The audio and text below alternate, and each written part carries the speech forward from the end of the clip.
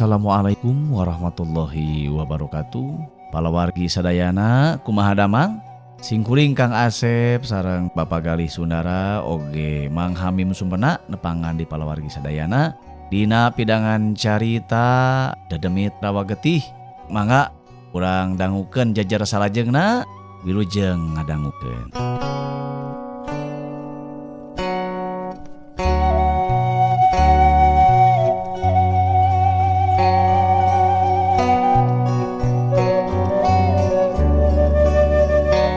Si Anam nguniang hudang bari kukulutus sabab manehna era ku kalakuanana sorangan.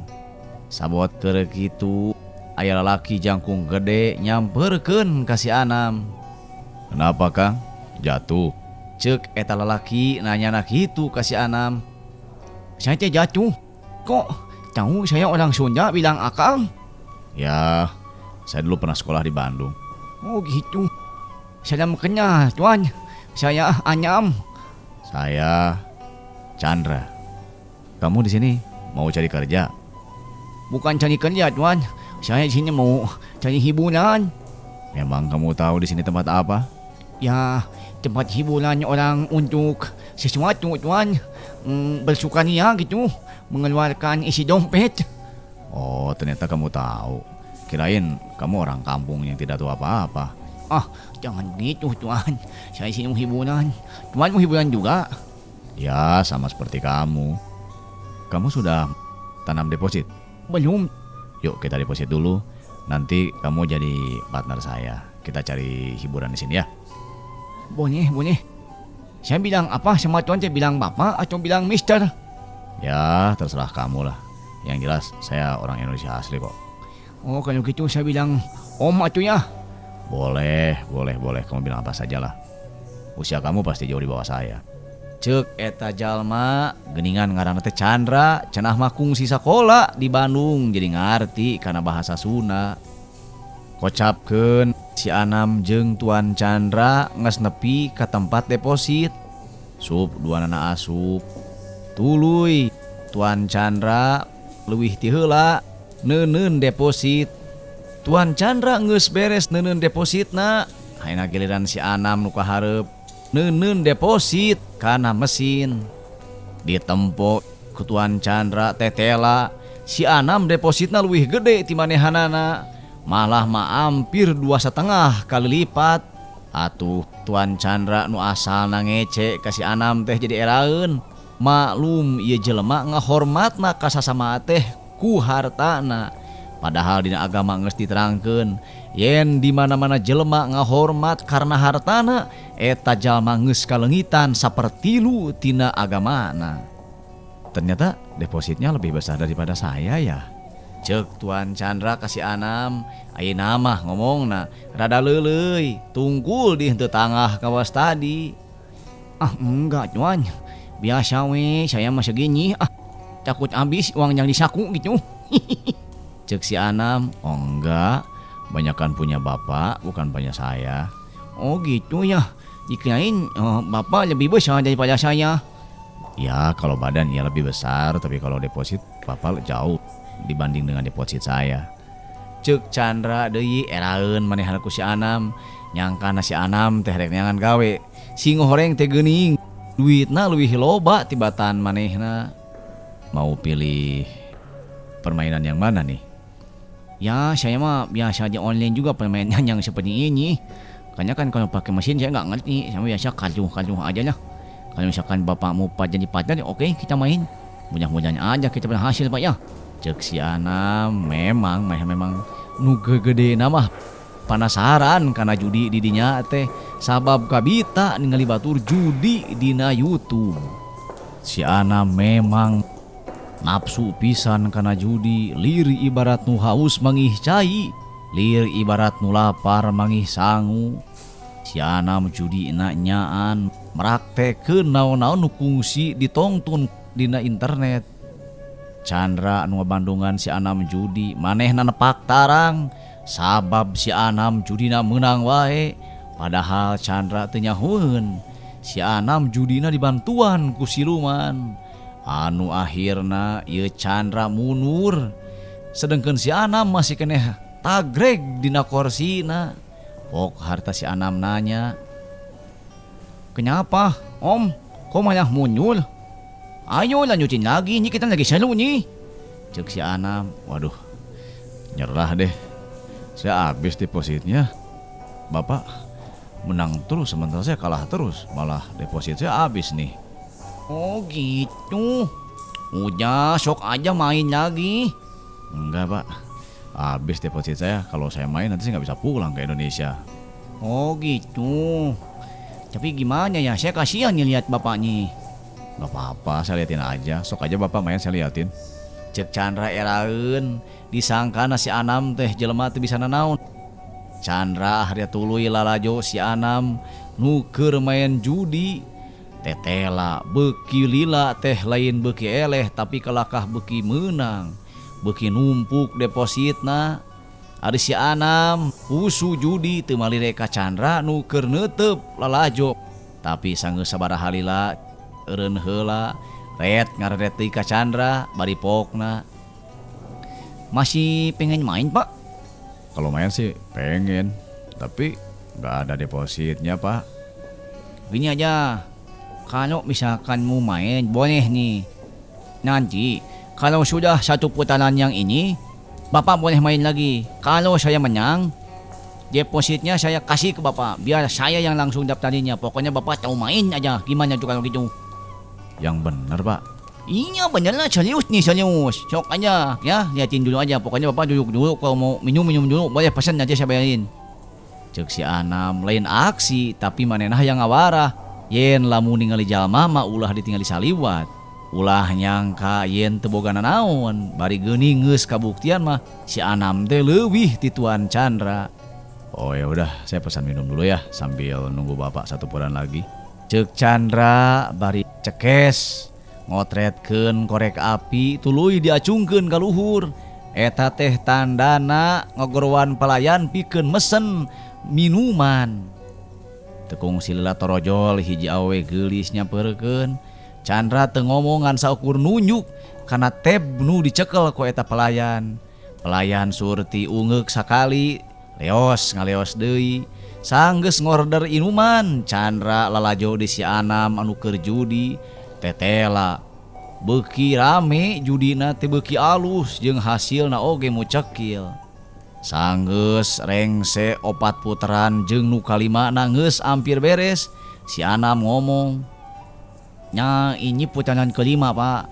Liatin 98% Pak. Deposit saya nambah nih liatin. Lihat Pak, 99%. Iya, berlanjut terus. 1, 2, 3. Iya. 100% Pak. Putaran kelima selesai. Bagaimana Bapak siap melanjutkan?" Cek si Anam bunga geus bisa ngabuktikeun yen manehna mampu leuwih ti Chandra. Iya. Saya percaya deh Pak, saya percaya."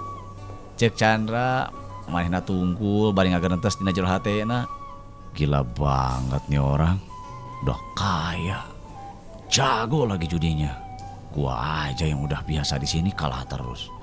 Dia baru sekarang katanya judi, tapi dia menang terus. Aneh deh gua.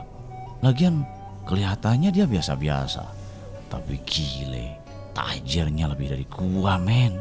Cek Chandra mehna ngarasa reueus ka si Anam anu memang katingali nama basajan, tapi geuningan manehna teh leuwih ti Chandra. "Nyah Pak, saya udah dapat nih segalanya ya. Pokoknya permainan saya yang 5 putaran itu unggul semuanya. Gini aja, Bapak benar mau main?" Cek si Anam, iya saya mau main. Tapi kan depositnya saya habis Pak." "Loh, kok bilangnya gitu? Saya kan nggak nanya Bapak punya deposit atau enggak. Cuman mastiin Bapak mau main apa enggak gitu." "Oh iya. Boleh Pak, boleh. Boleh saya mau main lagi Pak, boleh. Jangan bilang deposit di sini Pak. Tenang aja, pokoknya kalau main bilang sama saya." Cek si Anam lain aksi tapi manehna yang ngabarah ka ieu jalma nu ngaran Tuan Chandra. "Bapak mau main juga?" "Enggak, mau pulang, ngantuk, mau tidur. Ini saya udah daftarin, deposit saya udah masuk ke deposit Bapak. Main sampai puas. Pokoknya kalau nanti mau main lagi, kontak saya. Kita main lagi sampai puas. Saya pulang ke hotel, Bapak boleh main sepuasnya, oke? Ya makasih Pak, makasih. Ya, Chandra nyamperkeun karena meja anu tadi dipakai lapak ku si Anam. Tuluy muka deposit nu ditransferkeun ku si Anam. Manehna nyangka yen deposit eta teh leutik paling keur judi saputereun. Tapi barang ditingali ieu Chandra colohok teu nyangka ka si Anam nu bisa mere deposit sakitu gedena. Wih, gila men. Mantap. Mantap. Gua kira dia ngasih dikit sama gua, ternyata wis. Ini cukup nih buat 8 putaran nih. Gila nih orang. Baik banget, tajir banget. Pengusaha apa sih dia tuh? Cek Chandra bari gek diu ngamimitian judi nu dipikaresepna. Tah eta judi nu aya di luar negeri pastina oge jauh pisan jeung judi nu aya di negeri urang nungan saukur panipuan jeung kamuflase hungkul. Kocapkeun si Anam anu balik ka hotel ngarasa bunga jeung bagja sabab geus laksana judi di negeri singa nu asal nangan saukur ditongton ku manehanana dina internet. Ayeuna mah ceuk manehanana bener kieu tah ieu judi ngaranna. Jauh pisan jeung jelema aing mah lobana teh judi teh make judi isugan mah eneh jeung eneh we hungkul. Masang 10.000 cenah mah meunang 5 juta. Manya pajengut kabeh oge. Biak 1 miliar teh meunang geuning tuh 21 miliar mah 20 kali lipat. Asli judi teh senang di dieu mah. Coba meunang wae di aneh. Ditraktir ku aing teh. Si Chandra teh asalna mah ngece ka aing. Dina hate nanyang karu rasa kareueus nu luar ti biasana. Judi di dieu mah moal aya deui pangalaman nu pang seru-serunya. Moal deui pangalaman judi nu pang endahnya iwal ti dieu. Hasilnya ge ku aing bisa dipake infak tuh ka si Chandra. Tina judi aing bisa infak, alhamdulillah. Gusti nyuhun. Di mana-mana ge abdi bisa infak, dia mul infak ka anak yatim. Janah geuning di dieu ge abdi bisa infak ka tukang judi. Karasana di kitu geuna barokahnya. Ceuk si Anam, pikiranana lain palawargi, padahal infak teh keur jalan kumaha nya. Samaruk si Anam mah infak teh mere weh ka batur ngaranna infak, bari padahal mah infak mah di jalan hade. Ari neraktir ka tukang judi mah lain infak ngaranna. Tapi si Anam geus kapalang bunga, manehna mah pokona nyebutna eta teh infak we. Sup manehna asup ka jero kamar hotel sewaanana. Sanggeus ngalaan sapatu ngagoler di luhur kasur anu empuk. Gap kana HP anu aya gigireun bantal. Ulang buka deui nek nyangan permainan yang punya isukan naon nu alus. Nu tadi mah 5 putaran ge cukup. Enya mah hayang permainan anu lain dari yang lain. Sugane menang deui. Bae kita teh menang ge mah yang hiburan. Pokoknya mun nyampe sak duit geus beak, geus balik. Kitu jeung kitu pagawean si Anam salira di negeri singa unggal poe judi jeung judi, tapi aneh. Lain beak duit tapi kalakah. Beuki loba duitna teh sabab judina meunang jeung meunang. Si Anam tepikeun ka heran, naha manehanana lain eleh tapi kalakah meunang. Sakabehe jalma anu judi di dinya geus diajakan main tapi bisa ngungkulan ka jelema-jelema nu geus pangalamanan leuwih ti heula. Ka asup Chandra jeung babaturanana urang luar negeri kabeh keok ku si Anam. Dina hiji waktu sanggeus sababaraha lila cicing di negeri singa, si Anam ngahuleng di jero hotel bari pokna. Aduh. Kumaha cenah ieu nya? Judi teh asa nawan aing kieu jeung kieu we permainan itu menang, permain ieu menang. Mawa duit teh mulai saeutik tapi nyaha duit teh asana mahan wae. Padahal geus puluhan jelema ku aing ditraktir di judi teh. Nu depositnya beak ku aing dibere. Isuk teh menang deui hasil tina infak kitu. Mulun heueuh nya. Tina infak teh mere 1 miliar menang 10 miliar. Diwikeun deui ka batu 5 miliar menang deui 50 miliar. Tina infak. Cecelang infak mah. Bener kali 10, malah cenah bedana cek ustad mah dikali 70 malah mah 700. Cek si Anam kadinya pikiranna teh cenah mah meunang teh hasil tina infak. Padahal mah judina dibantuan ku siluman. Keur kitu panto kamarna aya nu ngetrokan. Selamat siang, Pak. Permisi, selamat siang. Cek sorang nu ti luar. Oh ya, masuk aja, pintunya nggak dikunci. Cek si Anam, reket kolotrak panto muka, breh hiji jalma jangkung gede, sing horeng Chandra nyamperkeun ka kamar hotel si Anam. Izin Pak, boleh masuk? Ya, masuk aja. Cek si Anam, sup, Chandra asup, tuluy rengku hormat. Ayeuna mah ka si Anam teh teu wani mancangah. Dengeus kanyahoan nyen si Anam leuwih ungu jeung leuwih beunghar ti manehanana. Junyuk Pak. Kasih Pak. Ya. Mau minum? Udah saya udah makan kok barusan di restoran. Saya pengen ketemu Bapak aja. Kira-kiranya Ajang bisa saya bantu? Cek si Anam bari ngareret ka Chandra. Begini Pak, saya lihat Bapak permainannya hebat, terus unggul terus. Itu sebenarnya tipnya apa sih Pak? Saya pengen tahu gitu, saya pengen belajar dari Bapak. Cek Chandra, nggak punya trik apa-apa, nggak punya teknik yang bagus, mengikuti mesinnya aja, cuma mengikuti orang yang judi di YouTube saya ikutin gitu. Ya begitulah saya belajar judi Pak. Oh gitu, terus Bapak masih lama tinggal di sini? Nggak tahu ya, pisahnya kan saya pisah tulis nih. Bentar saya lihat dulu. Bari ngodok tas, nyokot kartu visa anu aya dina tas. Barang ditempok gebeg. Si Anam ngarenjag sabab geuning pisana teh geus beak. Aduh, bagaimana ini? Pisah saya habis nih. Gimana pulangnya? Bukan nggak punya duit buat ongkos, bukan udah nggak mau judi. Saya tuh pengen tertib, pengen disiplin gitu, biar nanti kesini lagi gampang. Sesuai prosedur makan kayak gitu. Kalau kita menyalahi prosedur, nanti kita sendiri yang rugi. Iya bener. Jadi Bapak pengen disiplin kayak gitu ya? Kayak gitu. Kira-kiranya, gimana ya? Mumpung masih ada waktu beberapa jam lagi, kurang lebihnya ini 2 jam ke bandara, terus Bapak bisa lari ke Los Angeles. Nanti Bapak di sana bisa judi lagi dengan permainan yang lebih wow gitu, dengan permainan yang lebih hot Pak. Keren itu di sana. Nantilah kapan-kapan saya ke LA. Sekarang mah saya bingung nih buat pulang besok. Uang mah ada.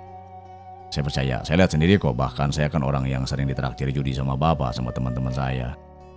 Cek Chandra, manehna tetap reueus ka si Anam, muji karena kabeungharan jeung kahadean hate si Anam. Bagaimana Pak? Ya pokoknya gimana nanti aja lah. Beres-beres baju dulu nih. Saya takut dideportasi sama polisi Singapura. Saya pamit Pak. Kalau nanti Bapak ke LA boleh undang saya deh. Mungkin Bapak bisa ngajak saya judi di sana. Cek Chandra bari ngasongkeun nomor handphone ka si Anam. Makasih. Mau tidur di sini boleh? Masih lama kok Pak. Saya paling di VIP biasa aja. Cek Chandra anu memang manehana masuk sanajan pajabat negara, tapi hartana teu seperti si Anam. Bisa judi oge hasil tina korupsi, nyokotan duit negara, garong negara teh apalagi kasebutna. Mafia manehna teh mun di ditu mah, tapi mafia soteh di kampungna, da di Singapura nama teu leuwih ti runtah. Chandra keluar ti kamar bari amitan ka si Anam sakali deui. Oke Pak, saya pulang dulu. Semoga Bapak sehat selalu. Ya, makasih. Selamat malam. Selamat malam ya. Sanggeus Chandra ninggalkeun kamar hotel, si Anam langsung beberes ngawadahan barang-barang kana koper. Sanggeus rengse tuluy keluar ti kamar bari rurusuhan muru ka lobi hotel. Teu kacatur kumaha balitungan jeung resepsionis anu puguh mah keluar ti lobi hotel nyamperkeun taksi nu geus dipangmesenkeun ti samemehna ku resepsionis hotel. Jong geus beres di hotel mah ka dieu ya nya mah ye. Pantau mobil muka sorangan, supir ungeuk ka si Anam. Si Anam oge ungeuk ka eta supir tuluy asup kana jero mobil. Tekung sila brug panto nutup kosorangan. Dius, mobil nyemprung maju muru ka komplek pergudangan nu aya di eta nagri. Kurang leuwih saja mobil nyemprung, tapi sanggeus rada lila srog anyog ka komplek pergudangan.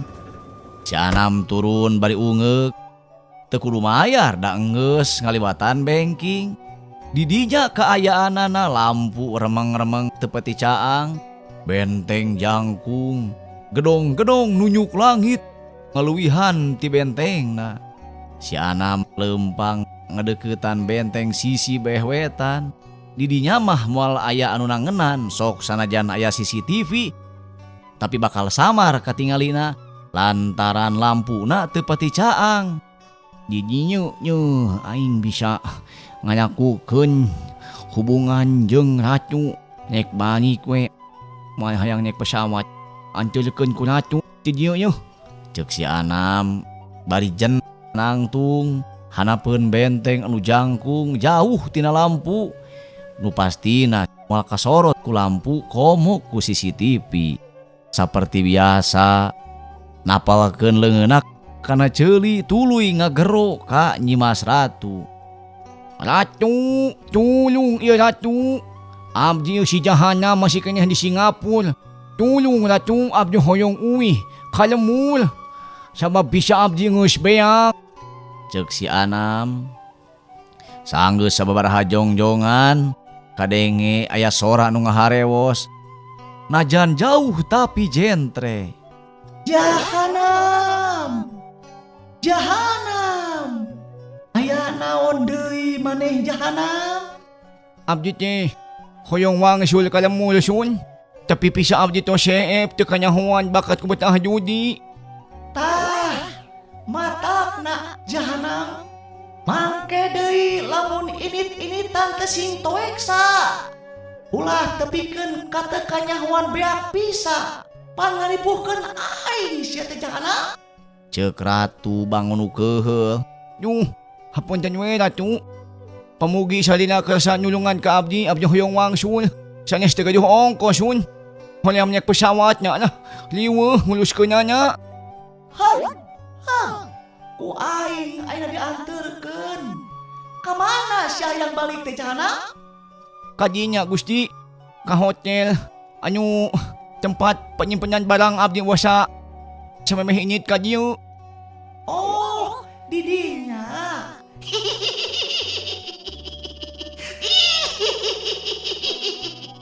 Sok, peureum jahanam. Ceuk Ratu ka si Anam.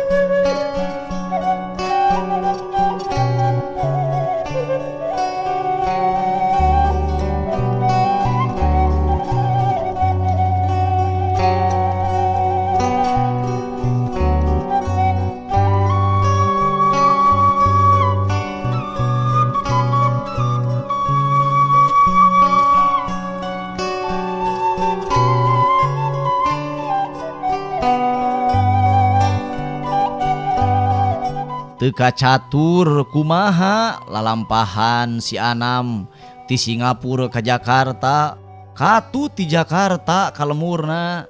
Kurang leuwih jam 4 sore si Anam geus nepi ka imah bari ngajingjing koper sarta mangul barang anu gede.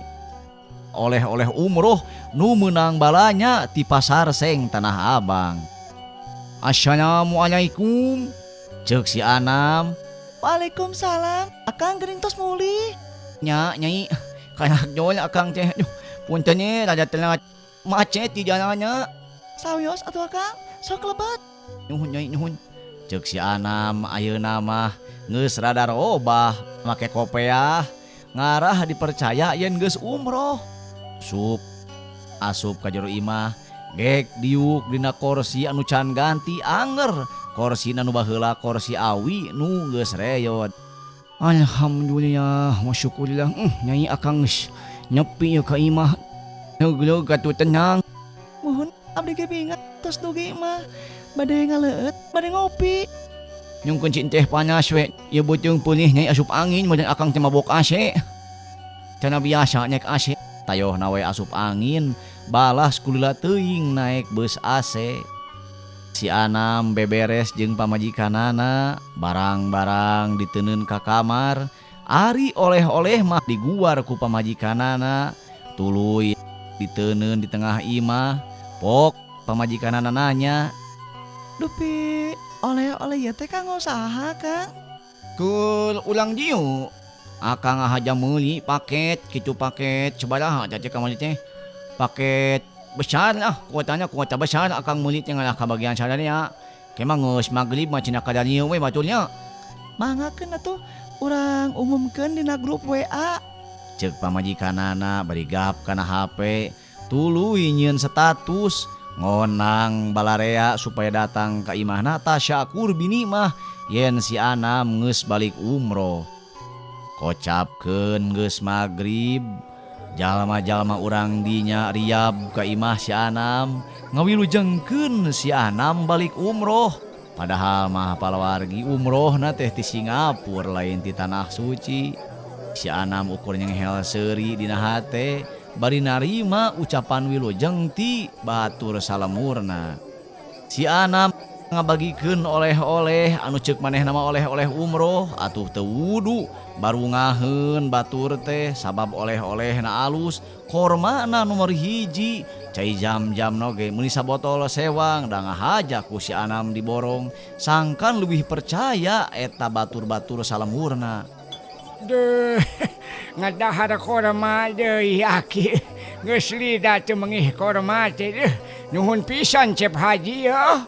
Ceuk hiji aki-aki, Sami-sami ki sing mangpaatkan barokah kinya. Sugan atuh minggu payeun mah aki nu umroh teh. Amin Cep Haji amin. Mangga Cep, assalamualaikum. Waalaikumsalam. Duh, ata aki-aki ngadahan korma sakit we meuni bunga. ceuk si Anam. Bunga ningali aki-aki anu kacida pisan gumirana dibere hormat teh. Sanggeus beres babagi si Anam leureus sakedeung. Dahar heula dipanggorengkeun sangu ku pamajikanana. Da eta nu dipesan ku si Anam teh majar teh sono cenah kana sangu goreng yeunan nyai. Keur kitu di luar aya nu leumpang tiluan, tayalian. Iwal ti Kang Darwan, Kang Dasta jeung Pak RW anu telat datangna sabab ieu teh geus nguruskeun barang-barang keur kirimkeuneun ka Cina. Assalamualaikum. Assalamualaikum, Cep. Waalaikumsalam. Yahnya meuni encep atuh anya akang. Meuni ningnang ka jeung ge. Ceuk si Anam. Teu nanaon atuh ji lah. Meunang ka jero yeuh. Meunang atuh mendak pancona dibukakeun oge. Meunang ka jero saha wae ge. Sok. Aya sok yeuh. Ceuk si Anam bari nyarane kana kursi. Bus anu tiluan teh asup. Tuluy nyolongkrong ngajak sasalaman ka si Anam bari pokna. Wilujeng Cep Haji, aduh. Geus jadi haji eta mah euy lah reug. Wilujeng jangan am duh. Meureun mah mah bapak teh nyebut teh jangan hajinya. Atawa naon juragana haji gitu. Ulah juragana haji bisi kacana itu teh juragana hajat ke. Wing mah lain atuh. Ceuk si Anam anggar manehna mah hirupna basajan jeung hatena nyadar katut ngaku yen manehna mah teu kungsi umroh tapi geus judi ti Singapura. Tah reug lah aing geus nepi ka imah mah. Kumaha salamet, Jang? Ceuk Kang Darwan. Alhamdulillah lancar Kang. Geuning kitu nya tanah suci teh. Ceuk si Anam. Kumaha kitu, Jang? Panas Kang langkung ti dieu panasna ge. Surabaya mah Jakarta kitu nyanyaonan panasna teh mun manjing jeung di tanah suci mah. Oh gitu. Kumaha tuh mun ke akang ka itu akang mah teu kuat ku panas teh jang. Ay sano kang kuat akang mah fisikna alus. Musim ge abdi awak teh goneng. Bakat ku panas kang dini cuma kangnya aya jelema nyunyun daging dina batu tah. Kumaha garing? Ku anjing jahakan da jelemanya inyit. Ujang masuk ngabodor. Cekang Darwan bari rada mesem tetela. Si Ana mah anger loma tungah adat. Da puguh lain geus umroh tapi geus judi. Kieu itejang yo, akang teh nya rek ngalaporkeun ngeunaan keuangan hasil penjualan barang dina minggu kamari. Alhamdulillah hasilna teh mucekil. Ieu jang daftar laporanana tinggal nanda tangan ku Ujang. Cekang Darwan bari ngasongkeun catatan hasil penjualan barang nu minggu kamari. Tetela waktu di ilo ku si Anam hasilna kacida pisan matak bunga mucekil leuwih ti misti. Di dieu si Anam ngarasa heran sabab anu kuduna eta barang teh ngan sakitu M tapi leuwih tina sakitu M. Bener Kang, alhamdulillahnya barang urang teh geuning laku. Akang ieu ngantulkeunana sabaraha kali nya? Nya ngajajabkeunna mah 2 kali we harita teh, nu hiji meureun 40 kontainer, nu kadua tah 45 kontainer. Da pimistieun mah 100 kontainer. Anu sejenna harita teh can garing jang dipoe keneh. Nya teh nyawa lah, ki atuh sesana mah suganya minggu hareup. Duh jang, bapak mah asa gede hate lah bunga ningali masyarakat anu ayeuna boga usaha hasilna mucekil. Eueuh ena mah nu nginjem ka Bang Emok. Eueuh nu nginjem naon duit online gitu ena mah sararea regreg. Warung maju nu nyawah sarenang nu ngebon oge hararasil. Da meureun dibantu tina hasil bako jang.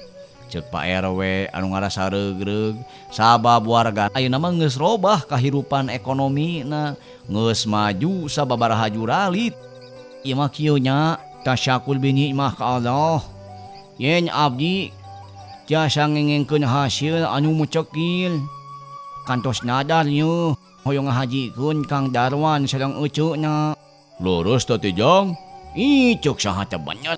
Asli geus nadar teh beh nyunyuk keneh.